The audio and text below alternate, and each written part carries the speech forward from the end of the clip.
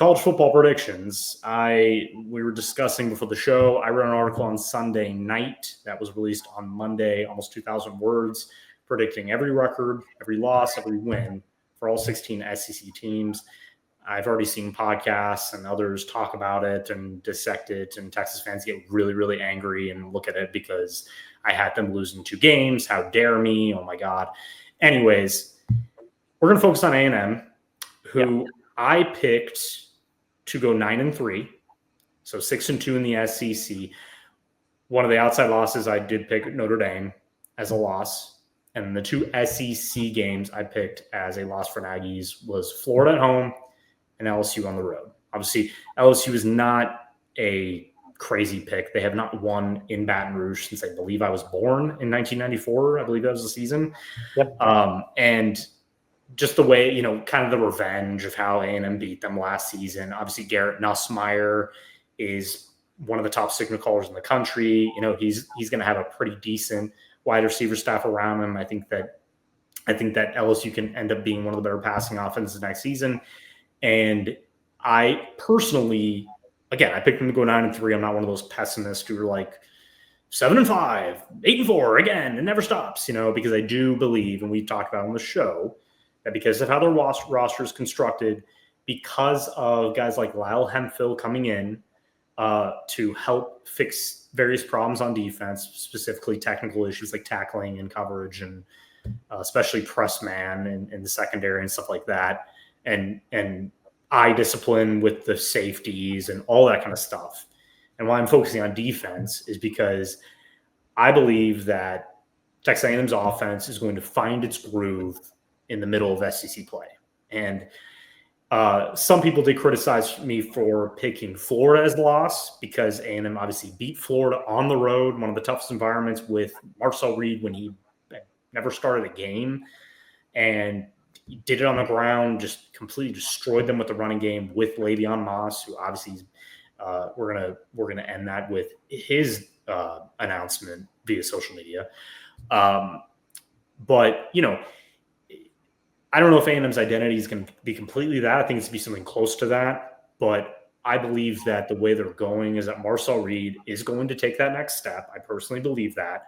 As a passer, I think the system is going to work for him. And I specifically believe that the wide receivers we discussed, I believe last week, guys like Isaiah Williams, Ashton Bethel-Roman, and obviously Terry Bussey, Casey Concepcion, Mario Craver, all kind of shorter but versatile, faster, quick route runners, guys who are perfect in this system, married with their tight end rotation, which now includes Omari Nyblack, who's one of the best receiving tight ends who can really stretch the field. We've seen this is he just has more weapons at his disposal. He has an O-line in front of him, which is veteran, who should really be one of the best in the conference. I know things happen and guys digress or injuries happen, etc. But right now on paper, and with the 6 O-line commitments they have, or signees they have in the 25 class, they've got depth. They have the roster to win 9 games this season. I will say that. If they win over that, or if they do win 9 games, I will be somewhat surprised because, look, again, it's SEC play. Close losses happen. Injuries happen, like you said. When you lose your identity and you lose specific players, it completely changes the season, as we saw with Le'Veon Moss when he was injured against South Carolina. They finished 1-4 because they just didn't have that running identity, and they had to force Marcel Reed to pass.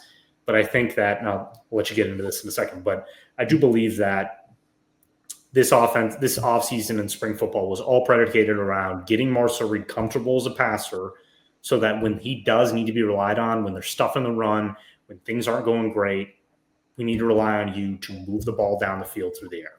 Yeah, and I think you went with a more realistic approach to it, right? Mm-hmm. I mean, the loss at Notre Dame, Florida at home is going to be a tough one for the Aggies. They walked into Florida last year and really put a belt to something, we'll say. But and if the LSU loss that you're projecting is like, hey, you're going into Baton Rouge. LSU just retooled a whole bunch of their offense, a whole bunch of their defense. And I actually really do like LSU's team this year. and just looking at them, I think that you took a very realistic approach with it. Now, the wins you do have, like the statement wins, is what I'm looking at, and that would mean you put a statement win against a potentially really good South Carolina team at home. You put a statement win at the end of the season against Texas, and I think that at their home, and I think when you project the 10-2 Texas team is rolling into that, I think Texas will have won what, about 4 in a row at that point, because you do have them projected losing to Florida as well as their other loss. So that's the thing. I know the Florida losses to some are very surprising. I'm going to be honest. I'm much higher in Florida than a lot of people. I've been watching DJ Lagway through his entire high school career. I knew from the start that this kid was going to be a superstar, and I think that they've done a pretty good job at giving him the team around him to take that next step this season. And I think that he's one of those confident signal callers. He's got the size, he's got the athleticism, and he's obviously got elite arm talent. And when he gets hot, Florida's going to score a lot of points. In my opinion. He has the intangibles, man. Yeah, and there was a lot of games in this schedule where you can, and South Carolina's the thing. I saw people discussing that, okay, no, I think we're going to lose South Carolina. I understand that, but I picked A&M to beat them specifically because they are at home. There is some revenge tied to that, the way they just blew them out on the road last season. Obviously, losing Le'Veon Moss in that game. I think Le'Veon Moss, if he faces him, is going to be very, very motivated at that game. And I think that South Carolina is very overhyped in a way. I think that they're talking about it because we see this every season with a quarterback that has like Cam Newton-like size. Lenore Sellers is going to be very, very good. And I think that, yeah, he could end up being like a first-round draft pick in the future because he's got big size. He's got a big arm, right? He needs to be a little more accurate. He needs to be better with his eyes. He needs to take, see the field better, but he's got all his returning wide receivers. And on defense, they have Dylan Stewart, who is one of the best edge rushers I've seen in a while, who's obviously going into his sophomore season. And, just signed that big NIL deal and is probably going to be a double-digit sack guy and just a terror off the edge. So going against Trey Zoom, that's probably a good matchup because I think Zoom's faced every, elite pass rusher known to man since his career started in the SEC.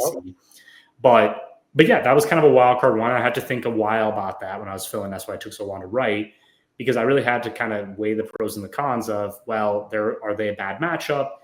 I don't know, because I think defensively last season even, and again, this is going to be a different defense, a different defensive line, different players, different mentalities, a little bit of a different scheme, being that Bateman isn't calling the plays anymore. Mm-hmm. But I think Mike Elko is going to have a plan to keep Lenore Sellers in the pocket, to not allow him to just kill them on the ground because he's sneaky athletic. And again, his size, when he's coming at you, it's like a freight train coming at you. And if you're a safety or a corner, you're going to get run over, right? Prevent that, keep him on the ground, stop the run, make him pass every down, play tight coverage. And, and again, South Carolina's secondary next season should be okay, but I'm projecting this based on Marcel Reed's progression, right? Right. I think you're exactly right. Yeah, exactly. That's how I looked at it, is that if he has found his groove, like I said, with Lagway, and he's confident, and Casey Concepcion has turned into that number one option who can really tear up defenses and get you those chunk gains, why can't A&M beat them, right? Exactly. If they're struggling, and South Carolina is one of the best teams, and their identity is what it was last season, but even better, then yeah, it could be a loss. And look, I'll say this. When I picked them to beat Texas, I didn't just pick them to beat Texas because it's Aggies Wire and we're trying to throw dirt on it. I picked them to beat Texas because I don't know who Texas is yet. And me and Billy Lucci are probably on an island alone of saying, look, I'm not all bought in yet on Texas. Like, they've got a lot of new pieces. I think their defense is going to be great because I know Colin Simmons and Anthony Hill very well, and I know how good they are. I know that they are first-round draft picks, and they are going to be menaces for any offensive line and quarterback that has to face them. And I know, again, I know what Arch Manning is for the most part. if he turns out to be that superstar they make him to be, being that, look, he played against a bunch of no-name teams last year. He started some games and he beat Mississippi State, who, again, Mississippi State did not win a game in SEC play, but I'm not going to put a lot of insurance in him just coming out and being the Heisman favorite. And I don't think he is. And I've seen a lot of national analysts kind of be realistic. I remember I was reading a CBS Sports rankings of the best player, and you know who wasn't number one? Arch Manning. I think he was number 20 something, because, you know, there are other players in college football who are just better right now because they played a lot of games. And this is just kind of a wild card of, no, do I think he's going to end up living up to his potential? Yeah, probably. I'm going to be honest. He's got Steve Sarkisian as his head coach and his play caller. That's probably a given. I don't think this kid's going to struggle really, but there are going to be games. And if A&M's defense, especially their pass rush, which you believe is going to be very good next season, just because of the depth they have at edge, and guys like Dayon Hayes, even, who, you know, has been around the block but has a ton of potential and played very well during the spring game. Tyler Onienum is another guy who was just wrecking that old line. They've got pieces, and I even saw the fan base like going, you know what, our D-line is going to be pretty good. If that all comes to fruition, it's a rivalry game. Again, A&M got embarrassed last season at Kyle Field. They didn't score an offensive touchdown. You know, Will Lee's, interception return was the only points they got. They're going to be pissed. And if they have everything on the line to make the college football playoffs by beating Texas, do you really think they're not going to come out and play their best football? I don't. That's why I picked it. So I can put a lot of, backing of my pick there. It's not just a pick of going, yeah, they're going to beat Texas, woohoo. They haven't done it in a while. And, you know, Texas is going to have the upper hand because they're probably going to be ranked higher. They might not lose a game. I picked them to lose two. You know, I picked them to lose to Florida because stuff happens in the SEC. And I think Florida is one of those teams who's going to upset both Texas teams and kind of go, yeah, look at us. And probably end the season, I don't know what I picked them. I think it was like 8-4 or something. But look, that's football. It happens. You lose games. You get shocked. Texas didn't lose a game last season outside of – this is Georgia, right? I think that was their only loss. They lost to Georgia in the regular season. Georgia beat them again. And then Georgia beat them in the playoffs, yeah. And then they lost to Ohio State, obviously. But, look, they had a fantastic season last year. They had a loaded team.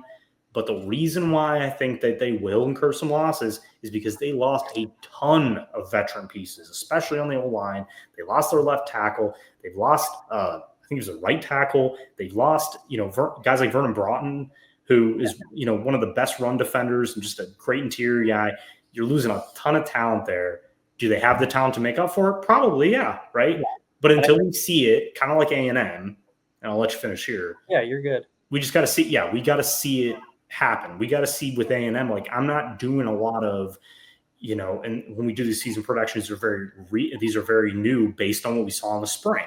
But I'm not good, and why we do them now is because I'm not going to get a ton of information going into the summer. I'm going to get SEC media days with Mike Elko talking about the team and the progress stuff we saw during spring. But outside of that, look, taking our shot now. This is what's on their roster. They may add a couple pieces, but this is what I think is going to happen. And Texas fans can't be mad because I still think they're going to make the playoffs. Oh, yeah. Fine. But I mean, you have them projected to beat Ohio State. You have them projected to beat Georgia. So, and you have Georgia super, super high. That's their only loss you have. I do, because I do believe that Arch Manning and I cannot remember the running back's name, Quintarian Wisner. Quintarian Wise, yeah. We'll have CJ Baxter back as well. Yeah, exactly. Excellent running back room. They're going to have a good run game. I think that O-line's probably going to be pretty good. But I think Arch Manning is going to have those games where he's just balling out. And everybody's, and it's almost like he's doing that to make every national analyst feel good. Like, I knew he could do it. And they're going to win games that you thought that are going to be their toughest. And they're going to lose a couple games where it's like, you should have won that game. Right? Yeah, and I think to turn it kind of back towards what the A&M fans are kind of looking for this season due to your projections, it is an up and down season for them. Yeah.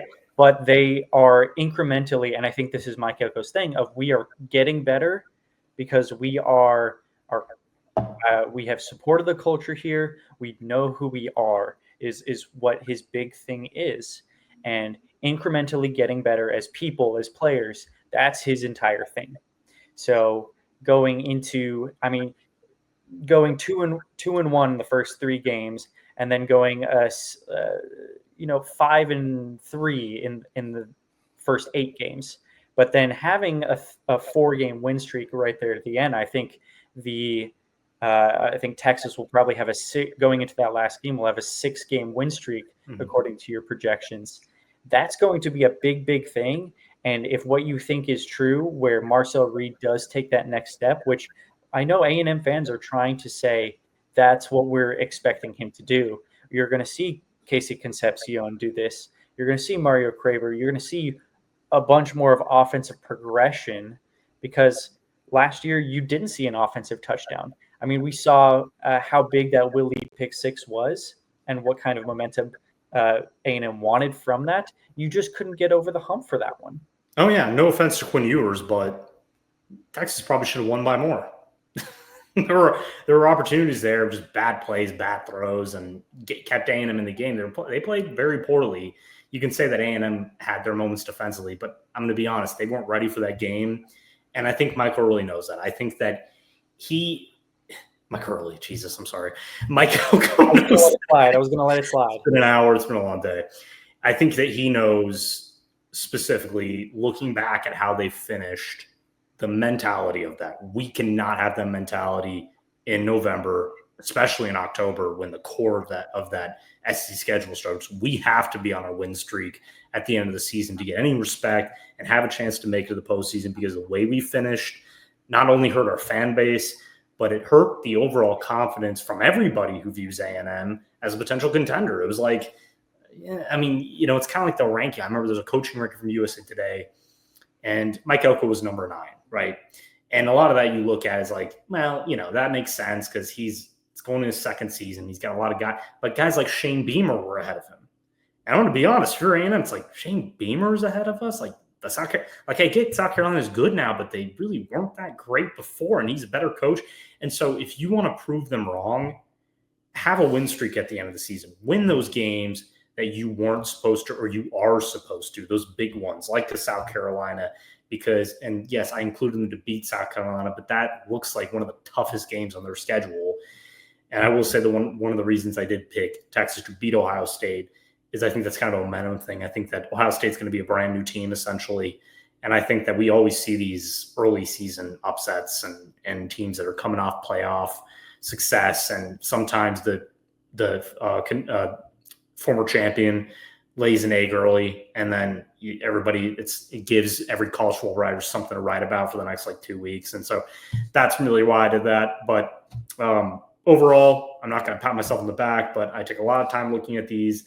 I'm going to be wrong on 50% of them, but I do think that when you look at the entire 16 every team schedule, you look from even Kentucky to Vanderbilt, 2 teams that are going to be very fun to watch. There's going to be a lot of games where I think Kentucky's probably going to win. Like I say, I think it was 4-8, but it's going to be a fun season because he had Zach Calzada. I mean, Zach Calzada's back in the SEC.